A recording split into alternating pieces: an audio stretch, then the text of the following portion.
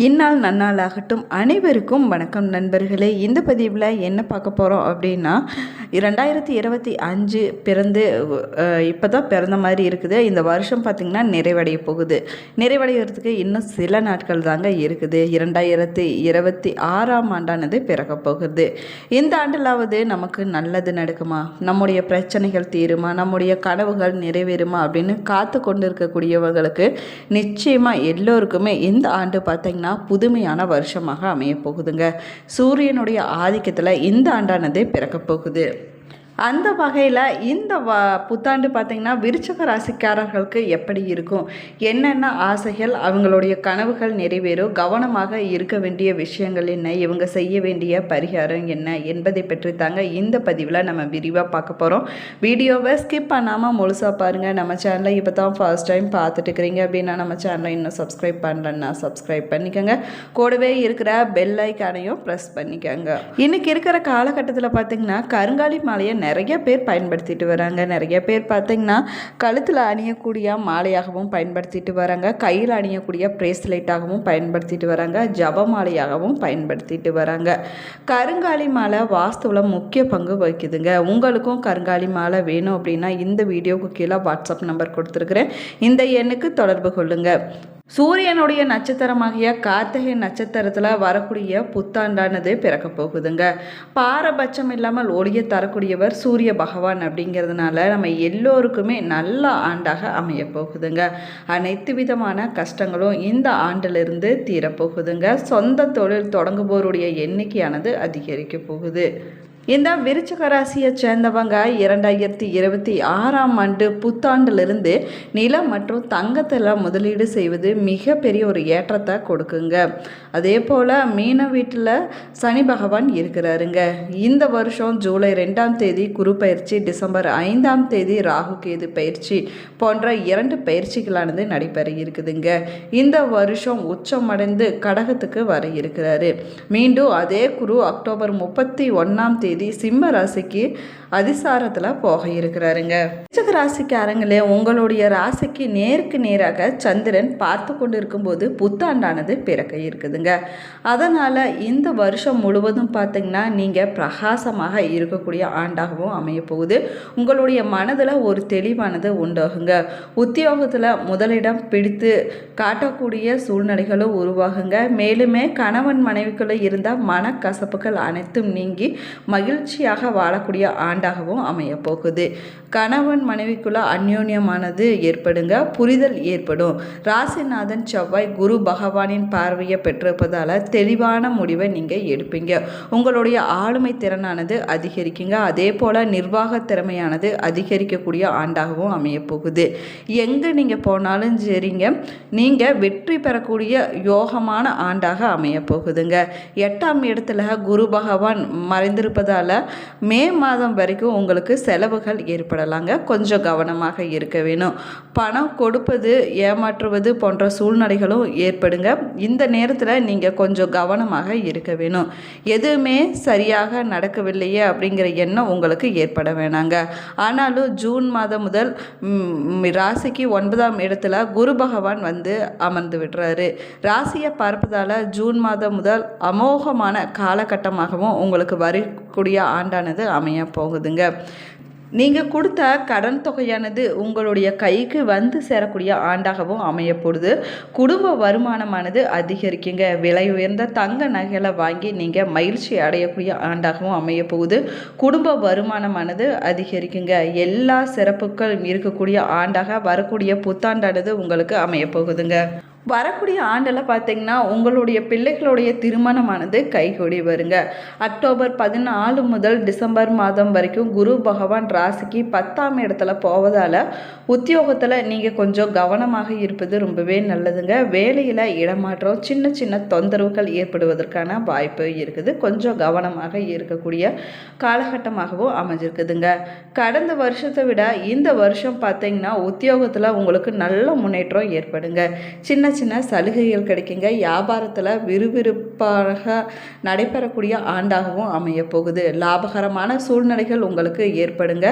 பெற்றோர்களுக்கு அடிக்கடி செலவுகள் செய்ய வேண்டி இருக்கும் அப்படிங்கிறதுனால அவர்களுடைய ஆரோக்கியத்தில் நீங்கள் கொஞ்சம் கவனம் செலுத்துவது ரொம்பவே நல்லதுங்க. அதே போல் உங்களுடைய பிள்ளைகளுடைய விஷயத்திலையும் நண்பர்களுடைய விஷயத்திலும் கண்காணிப்போடு இருப்பது உங்களுக்கு நன்மையை கொடுக்குங்க. மேலுமே பார்த்தீங்க அப்படின்னா டிசம்பர் 5ஆம் தேதி முதல் ராசிக்கு 3ஆம் இடத்துல ராகு வராருங்க. 9ஆம் வீட்டில் கேது அமர்ந்திருக்கிறாரு. இதனால் திடீர் யோகம் அதிர்ஷ்டம் ஏற்படுவதற்கான யோகமான ஆண்டாகவும் அமைய போகுது. நீங்கள் செய்ய வேண்டிய வழிபாடு பார்த்தீங்கன்னா ஸ்ரீ நரசிங்க பெருமாள் வழிபாடு செய்வது உங்களுக்கு நல்ல ஏற்றத்தையும் முன்னேற்றத்தையும் ஏற்படுத்தி கொடுக்குங்க. அதே போல் உங்களால் முடிஞ்சிச்சுன்னா யாராவது ஒரு 2 பேர்த்துக்கு 3 பேர்த்துக்காவது நீங்கள் காலணிகளை உடைகளை தானமாக கொடுப்பது உங்கள் வாழ்க்கையில் நல்ல முன்னேற்றத்தை ஏற்படுத்தி கொடுக்குங்க. அதே போல் வேர்க்கடலை தானம் கொடுப்பது உங்களுக்கு நன்மையை கொடுக்குங்க. மேலுமே பார்த்தீங்கன்னா விருச்சிக ராசிக்காரங்களுக்கு வருகின்ற புத்தாண்டானது அதிகமான யோக பலன்களை கொடுக்கக்கூடிய காலகட்டமாகவும் அமைய போகுதுங்க. தனிப்பட்ட முறையில் உங்களுடைய செல்வாக்கானது அதிகரிக்குங்க. இழுப்பறியாக இருந்துட்டு வந்த நிலைகள் அனைத்துமே படிப்படியாக மாற தொடங்குங்க. இது வரைக்கும் இருந்துட்டு வந்த தடைகள் ஆனது விலக தொடங்கக்கூடிய காலகட்டமாகவும் அமைய போகுது. அதே போல் பார்த்திங்கன்னா உங்களுடைய மன அழுத்தம் தொடர்பான விஷயங்களில் நீங்கள் கவனமாக இருக்கக்கூடிய ஆண்டாகவும் அமைஞ்சிருக்குதுங்க. பூர்வீக புண்ணிய பலன் கிடைப்பதனால குடும்பத்தில் அனைத்து நல்ல விசேஷங்களும் நடக்கக்கூடிய யோகமானது உண்டாகுங்க. மேலுமே பார்த்தீங்கன்னா வரக்கூடிய புத்தாண்டிலிருந்து உங்கள் வீட்டில் நல்ல விஷயங்கள் அதிக அளவில் நடக்குங்க. பெரிய ஏற்றத்தை நீங்கள் சந்திக்கக்கூடிய யோகமான ஆண்டாக அமைய போகுதுங்க. எதிரிகள் விஷயத்தில் நீங்கள் கொஞ்சம் கவனமாக இருக்க வேணும். உங்களுடைய ஆரோக்கியத்தில் கவனம் செலுத்துவது உங்களுக்கு நன்மை கொடுக்குங்க. அதே போல் நோய் பாதிப்புகள், ரத்தத்தில் பரவக்கூடிய தொற்று நோய் தொடர்பான பாதிப்புகளில் நீங்கள் கொஞ்சம் கவனமாக இருக்க வேணுங்க. அதே போல் வண்டி வாகனங்களில் நீங்கள் போகும்போது நீங்கள் கொஞ்சம் கவனமாக இருக்கக்கூடிய காலகட்டமாகவும் அமைஞ்சிருக்குதுங்க. ஏற்றங்கள், அனுகூலங்கள், சுப காரியங்கள், திருமணங்கள், புத்திர சந்தான பாக்கியம், ஆடை வாங்குவது, ஆபரணம் வாங்குவது என அனைத்து விதமான யோகங்களும் உண்டாகக்கூடிய ஆண்டாக அமைஞ்சிருக்குதுங்க. அதே போல் அரசியலில் பெயர் புகழ் கிடைக்கக்கூடிய யோகமான ஆண்டாகுங்க. பெற்றோர்கள் ஆரோக்கியத்தில் நீங்கள் கொஞ்சம் கவனம் செலுத்துவது உங்களுக்கு நன்மையை கொடுக்குங்க. தொழில் சார்ந்த விஷயத்தில் உங்களோடு இருப்பவர்கள் செய்யக்கூடிய பிரச்சனையால் நீங்கள் பிரச்சனையில் சிக்கிக்கொள்ளக்கூடிய வாய்ப்பு இருக்குதுங்க. எனவே இந்த காலகட்டத்தில் நீங்கள் கொஞ்சம் கவனமாக இருக்க வேணும். அதே போல் நீங்கள் ஏதாவது ஆவணங்களில் கையெழுத்து போடும்போது ஒரு முறைக்கு 2 முறை அலசி ஆராய்ஞ்சு விட்டு நீங்கள் கையெழுத்து போடுவது உங்களுக்கு நன்மையை கொடுக்குங்க. வரக்கூடிய காலகட்டத்தில் நீங்கள் குலதெய்வ வழிபாடு செய்வது உங்களுக்கு நன்மையை கொடுக்குங்க. உங்கள் குலதெய்வம் பக்கத்தில் இருந்துச்சுன்னா நீங்கள் வாரத்தில் ஒரு முறை போய் வழிபாடு செஞ்சுட்டு வாங்க. கொஞ்சம் தூரமாக இருந்துச்சு அப்படின்னா மாதத்தில் ஒரு முறை, உங்களால் முடிஞ்சிச்சுன்னா வருஷத்தில் ஒரு முறையாவது நீங்கள் குலதெய்வ வழிபாடு செஞ்சுட்டு வருவது உங்கள் வாழ்க்கையில் நல்ல முன்னேற்றத்தை கொடுக்குங்க. அதுவும் திங்கட்கிழமை நாளில் பசு மாடுகளுக்கு நீங்கள் உணவு கொடுப்பது உங்கள் வாழ்க்கையில் நன்மையை கொடுக்குங்க. முருகர் வழிபாடு உங்களுக்கு யோகமான பலனை கொடுக்குங்க. சுப்பிரமணிய புஜங்கத்தை கேட்பது தைரியத்தை ஏற்படுத்துங்க. அதே போல் பார்த்தீங்க அப்படின்னா எது வந்தாலும் பார்த்து கொள்ளலாம் என்கிற தைரியமானது உங்களுக்கு ஏற்படுங்க.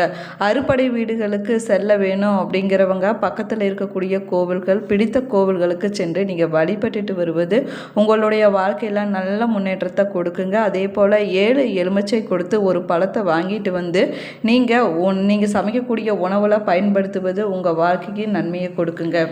விருச்சிக ராசிக்காரங்க ரொம்பவே மென்மையானவங்க. அதே போல் அதிக அளவு கோபப்படக்கூடியவங்க.